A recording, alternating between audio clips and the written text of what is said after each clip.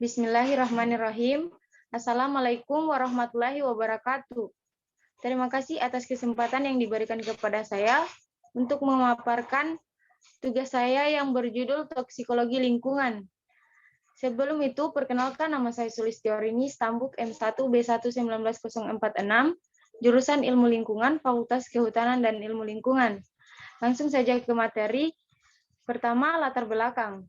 Sejarah mencatat pada awal revolusi pertanian telah menggunakan berbagai jenis bahan kimia yang begitu saja dibuang ke lingkungan. Demikian juga limbah industri yang pada awalnya dibuang tanpa melalui proses pengolahan ke lingkungan merupakan penyebab cepatnya menurunnya kualitas lingkungan. Rachel Carson sekitar tahun 1962 menerbitkan buku yang berjudul Silent Spring. Dalam bukunya menggambarkan secara statistik terjadi peningkatan kematian burung-burung dan ikan akibat pemakaian pestisida yang berlebih, sehingga di kemudian hari keadaan tersebut akan dapat meracuni manusia. Tulisan Carson membangkitkan kesadaran manusia akan bahaya. Untuk itu diperlukan perlindungan terhadap lingkungan, yaitu penetapan batas minimal senyawa berbahaya yang diizinkan berada di lingkungan. Kesadaran ini melahirkan berbagai peraturan dan regulasi yang bertujuan terciptanya lingkungan hidup yang sehat dan aman. Adapun rumusan masalah dari materi ini, 1. Apa maksud dari pencemaran lingkungan? 2. Bagaimana persistensi zat kimia di lingkungan? 3. Bagaimana proses terjadinya bioakumulasi? 4. Apa yang dimaksud dengan pencemar udara serta dampak apa saja dari polusi udara terhadap kesehatan? 5. Sulfur dioksida dan hujan asam serta pestisida. Tujuan dari penulisan ini, 1. Untuk mengetahui maksud pencemaran lingkungan. 2. Untuk memahami persistensi zat kimia di lingkungan. 3. Untuk mengetahui proses terjadinya bioakumulasi. 4. Untuk mengetahui pencemar udara serta dampak apa saja dari polusi udara terhadap kesehatan. 5. Untuk memahami sulfur dioksida dan hujan asam pestisida. Pertama, pencemaran lingkungan. Menurut Undang-Undang Nomor 23 tahun 1997 tentang pengelolaan lingkungan hidup, yang dimaksud dengan pencemaran lingkungan hidup adalah masuknya atau dimasukkannya makhluk hidup, zat, energi, dan atau komponen lain ke dalam lingkungan hidup oleh kegiatan manusia sehingga kualitasnya turun sampai ke tingkat tertentu yang menyebabkan lingkungan hidup tidak dapat berfungsi sesuai dengan peruntukannya. Pencemaran terjadi pada saat senyawa-senyawa yang dihasilkan dari kegiatan manusia dilepas ke lingkungan, menyebabkan perubahan yang buruk terhadap kekhasan fisik, kimia, biologis, dan selain manusia, tentu saja makhluk hidup lainnya juga melepaskan limbah ke lingkungan. Umumnya dianggap sebagai bagian dari sistem alami, apakah limbah tersebut memberi pengaruh buruk atau tidak. Kedua, persistensi zat kimia di lingkungan. Persistensi dapat diartikan sebagai waktu tinggal suatu zat kimia dalam lingkungan atau tanah, air, dan udara, atau sebagai waktu paruh dari degradasi zat kimia di lingkungan. Penguraian zat kimia di lingkungan berlangsung melalui proses biotik dan abiotik. 1. Degradasi abiotik. Degradasi abiotik terjadi dengan melibatkan faktor pengaruh cahaya, fotolisis, dan air hidrolisis. 2. Degradasi biotik. Degradasi ini dapat berlangsung lebih cepat apabila dibantu oleh proses enzimatis dari mikroorganisme. 3. Proses terjadinya bioakumulasi.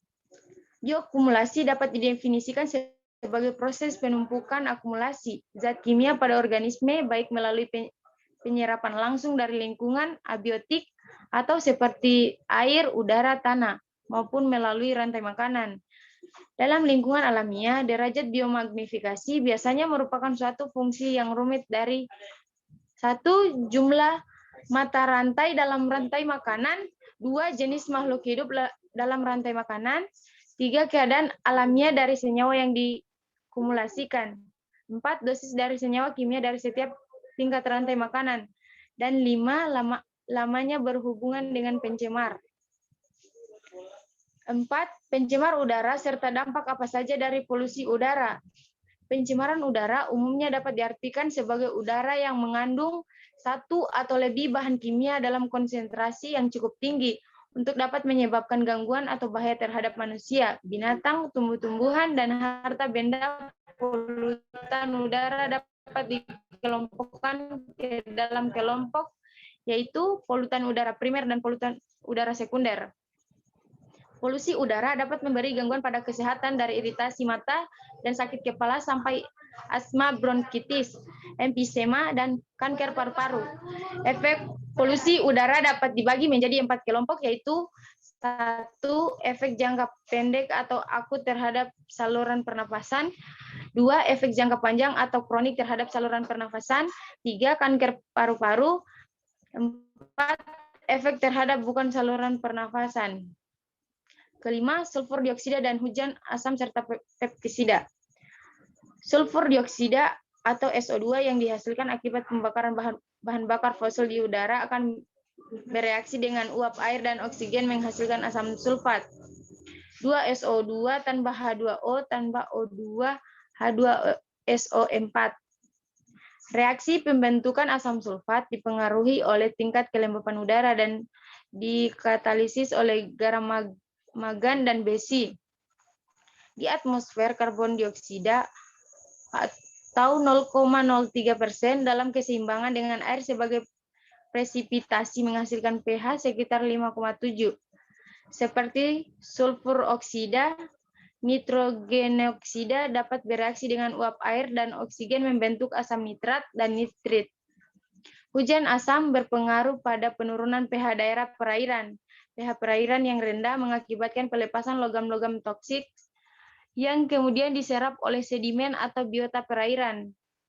Hujan asam, khususnya asam sulfit dalam tanaman dapat menghilangkan ion magnesium dari cincin tetrapirol pada molekul klorofil sehingga mengubah klorofil menjadi fosfatin, suatu pigmen yang tidak aktif terhadap fotosintesis. Pestisida.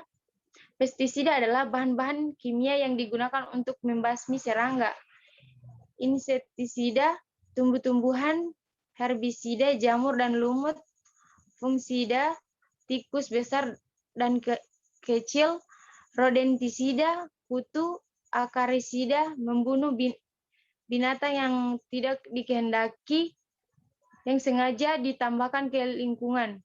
Dampak lingkungan penggunaan pestisida berkaitan dengan sifat mendasar yang penting terhadap efektivitasnya sebagai pestisida, yaitu 1. Pestisida cukup beracun untuk mempengaruhi seluruh kelompok taksonomi biota termasuk makhluk bukan sasaran. Sampai batas tertentu bergantung pada faktor fisiologis dan ekologis. 2. Banyak pestisida tahan terhadap degradasi lingkungan sehingga mereka dapat tahan dalam daerah diberi perlakuan dan dengan demikian keefektifannya dapat diperkuat, namun sebaiknya sifat ini juga memberikan pengaruh jangka panjang dalam ekosistem alamiah. Berdasarkan klarifikasi di atas, berbagai senyawa pestisida dikelompokkan berdasarkan hubungan dan kemiripan dari struktur dan kandungan bahan kimianya. 1. Insektisida, herbisida, fungisida. Kesimpulan dari materi ini yaitu dapat diambil dari menurut Undang-Undang Nomor 23 Tahun 1907 tentang pengelolaan lingkungan hidup yang dimaksud dengan pencemaran lingkungan hidup adalah masuknya atau dimasukkannya makhluk hidup, zat, energi, dan atau komponen lain ke dalam lingkungan hidup oleh kegiatan manusia, sehingga kualitasnya turun sampai ke tingkat tertentu, yang menyebabkan lingkungan hidup tidak dapat berfungsi sesuai dengan peruntukannya. Sesuai dengan sifat alami lingkungan, dengan meningkatnya temperatur akan mengakibatkan penurunan kadar oksigen di dalam air atau air danau. Dengan demikian dapat menyebabkan kematian ikan dan membuat ikan-ikan tadinya yang sangat tahan terhadap lingkungan menjadi bertambah rentan akibat perubahan lingkungan tersebut. Peningkatan temperatur dapat juga mempercepat reaksi-reaksi kimia di lingkungan.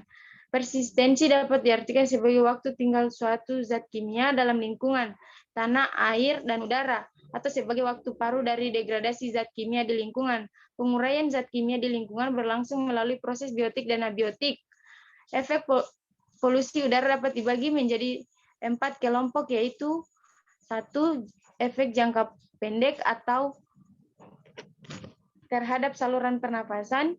2. Efek jangka panjang atau kronik terhadap saluran pernapasan. 4. Efek terhadap bukan saluran pernafasan.